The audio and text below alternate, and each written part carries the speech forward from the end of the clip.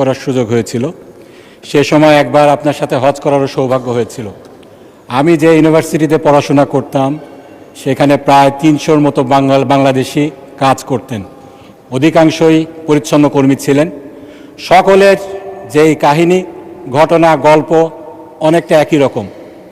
বাবার জমি বিক্রি করে ঋণ নিয়ে 3-4 লাখ টাকা খরচ করে সৌদি আরবে গিয়েছে। বেতন মাত্র 300 থেকে 400 রিয়াল, বাংলাদেশি টাকায় 5,000 থেকে 8,000 টাকা। এর মধ্যে আবার 100 রিয়াল কেটে রাখা হতো একামা রিনিউ করার জন্য। তারা সেখানে পরিবার পরিজন নিয়ে যাওয়ার সুযোগ পেতেন না। এক রুমে 20-25 জন করে গাদাগাদি করে থাকতেন। তাদের সেই ক্যাম্পগুলো আমার ভ্রমণ করার সুযোগ হয়েছে। দেখেছি সেখানে কীরকম মানবতার জীবনযাপন তারা করেন। আমার 2004 সালে সৌদি আরবের পড়াশোনার জীবন শেষ হয়। এরপরে পেশাগত কারণে, বিভিন্ন কারণে 20 বছরে বহুবার সেখানে যাওয়ার সুযোগ হয়েছে। তাদের ভাগ্যের কোনো পরিবর্তন আমরা দেখিনি। মাননীয় স্পিকার, সেই ভাগ্যবঞ্চিত লোকেরাই আমাদের দেশে প্রতি বছর প্রায় 1.68 বিলিয়ন টাকা রেমিটেন্স হিসাবে পাঠান। এই যে টাকা তারা পাঠাচ্ছেন, আমাদের বিবেকের কাছে প্রশ্ন করা উচিত, সেই তুলনায় কী ধরনের সার্ভিস আমরা তাদেরকে দিচ্ছি। শুধু একটা জিনিসের কথায় যদি বলি, কথা এসেছে পাসপোর্ট রিনিউয়ের বিষয়ে। এ ব্যাপারে আমারও একটা বাজে অভিজ্ঞতা আছে। আমার ছোট ভাই গত ফ্যাসিবাদের আমলে মালয়েশিয়ায় পড়াশোনা করতেন। তখন তার পাসপোর্ট বাতিল করা হয়েছিল। সে সময় মালয়েশিয়ায় কয়েকবার যাওয়ার সুযোগ হয়েছে। সেখানকার মালয়েশিয়ান হাই কমিশনে আমি গিয়েছি, দেখেছি সেখানে কীরকম লম্বা লাইন এমআরপি পাসপোর্টের জন্য। এখন পাসপোর্ট হয়েছে, কিন্তু সেই পুরানো সেই ভূত সেটা রয়ে গিয়েছে। এখনও 7-8 মাস লাগে পাসপোর্ট পেতে। জনগণের কান্না, পাসপোর্ট রিনিউ হয় না, ভিসা এক্সপায়ার করে যায়, তারা ইল্লিগাল হয়ে যান। তাদের এত কষ্ট করে, এত ঋণ করে যে বিদেশে গিয়েছেন, সেই বিদেশে তারা ইল্লিগাল হয়ে মানবেতর জীবনযাপন করেন। আমাদের সরকারের টনক নড়ে না। গত মাসে মালয়েশিয়ায় গিয়েছিলাম। 10-15 বছরে তাদের সেই ভাগ্যের সেই সমস্যার সমাধান এখনো হয়নি।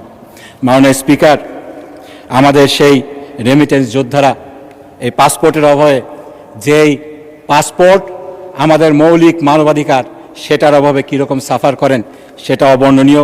এটার সমাধান আমাদেরকে করতে হবে। মাননীয় স্পিকার, আমি শুধু না, আমার মতো অনেকে এখানে আছেন যারা প্রবাসী ছিলেন এক সময়। আমাদের মাননীয় প্রধানমন্ত্রীও দীর্ঘদিন বিদেশে প্রবাসী জীবনযাপন করতে হয়েছে। মাননীয় স্বরাষ্ট্রমন্ত্রী গুম থেকে ফিরে তাকেও সেই ইন্ডিয়াতে প্রবাসী জীবনযাপন করতে হয়েছে বাধ্য হয়ে। তবে সকলের তো তার মতো রাজকপাল না। তিনি ফিরে এসেছিলেন, বিরচিত সম্বর্ধনা পেয়েছিলেন, আবার তিনি সালামের গাড়িতে চড়ে সম্বর্ধনা নিয়েছিলেন। যাক, সেদিকে যাচ্ছি না। নিন্দুকেরা বলে সেজন্য গতকালকে তিনি সালামের নাম দেননি। যার নুন খেতে হয় তার তো কিছু গুণ খেতে হয়। যাক, সেদিকে যাচ্ছি না। মাননীয় স্পিকার, আমাদের প্রত্যেকটা যে মিশন রয়েছে সেখানে আমাদের একটি শাখা রয়েছে যেখানে আইনগত সেবা দেওয়া হয়।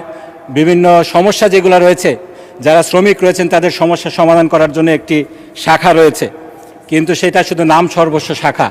আমাদের শ্রমিকেরা বিদেশে অতিরিক্ত কর্মঘণ্টা পালন করছে, ঠিকমতো মজুরি পাচ্ছে না, ন্যূনতম মজুরি পাচ্ছে না, কর্মক্ষেত্রে নির্যাতনের শিকার হচ্ছে। আমাদের সেই শাখাগুলো কোনো ব্যবস্থা নিতে পারছে না।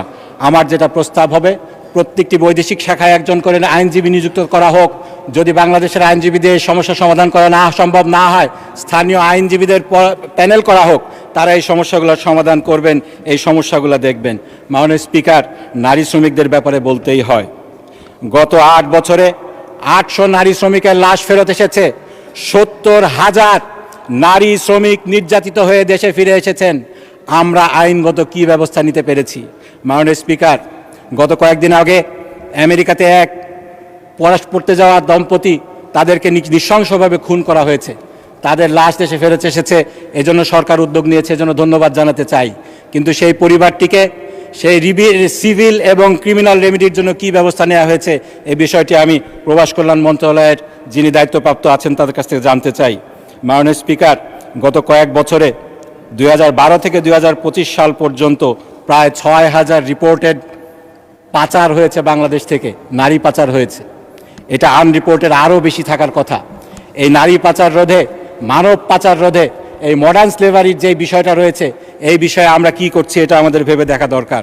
মাননীয় স্পিকার, আমি এরপরে দীর্ঘদিন যুক্তরাজ্যে ছিলাম, যে যুক্তরাজ্যে আমাদের দেশের প্রায় 5 থেকে 7 লক্ষ লোক বাস করে। আমার এক মুরব্বী ঠাট্টা করে বলতেন, তোমরা যারা ইউরোপের উন্নতর দেশে থাকো, আমেরিকাতে থাকো, তোমরা প্রবাসী না, তোমরা নিবাসী। কারণ তোমরা তো দেশে ফিরে আসবে না, সেটাকেই তোমরা তোমাদের দেশ মনে করো। মাননীয় স্পিকার, আমি ফিরে এসেছি। আমার মতো অনেকেই ফিরে আসতে চায়, কিন্তু তারা ফিরে আসতে ভয় পায়। আমাদেরকে চিহ্নিত করতে হবে, এই ভয় শুধু জানের ভয় না, এই ভয় সম্মানের ভয়, এই ভয় ভালোভাবে বেঁচে থাকতে পারবে কিনা সেই ভয়। আমাদের যে দেশ থেকে যে ব্রেন ড্রেন হয়ে যাচ্ছে পাশ্চাত্য বিশ্বে, এটার কারণ কি? প্রথম জেনারেশন তাদের দেশে ফেরার একটা স্বপ্ন থাকে, দ্বিতীয় জেনারেশন কেন বাংলাদেশকে নিজেদের দেশ বলতে লজ্জা পায়। আমরা দেখেছি, আমি নাম নিতে চাই না, আমাদের একজন দ্বিতীয় জেনারেশনের প্রবাসী কিংবা নিবাসী পার্শ্ববর্তী একটি দেশে বিলিয়ন বিলিয়ন ডলার তিনি ইনভেস্ট করছেন, আমাদের দেশকে কেন বেছে নিচ্ছেন না, সেটা আমাদেরকে ভেবে দেখতে হবে। মাননীয় স্পিকার, সেজন্য আমি যেটা প্রস্তাব করতে চাই, এই বিষয়টাকে টপ প্রায়োরিটি ধরে একটি সংসদীয় টাস্কফোর্স গঠন করা হোক।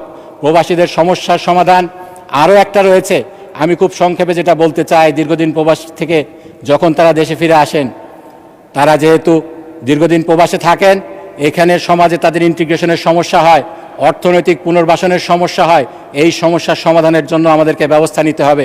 সকল কিছুর জন্য আমার যেটা প্রস্তাব, একটি সংসদীয় টাস্কফোর্স গঠন করা হোক, এক্সপার্টদের সমন্বয়ে, সংসদের সমন্বয়ে, সংসদ সদস্যদের সমন্বয়ে, এবং বিষয়টিকে অত্যন্ত গুরুত্বের সাথে বিবেচনা করে কার্যকর পদক্ষেপ নিয়ে আমাদেরকে বিদেশি যেই ব্রেন ড্রেন হচ্ছে এবং বিদেশি রেমিটেন্সটাকে আরও এনহ্যান্স করার জন্য একটি কার্যকর ব্যবস্থা গ্রহণ করার জন্য এই সংসদকে আহ্বান জানিয়ে আমার বক্তব্য এখানে শেষ করছি।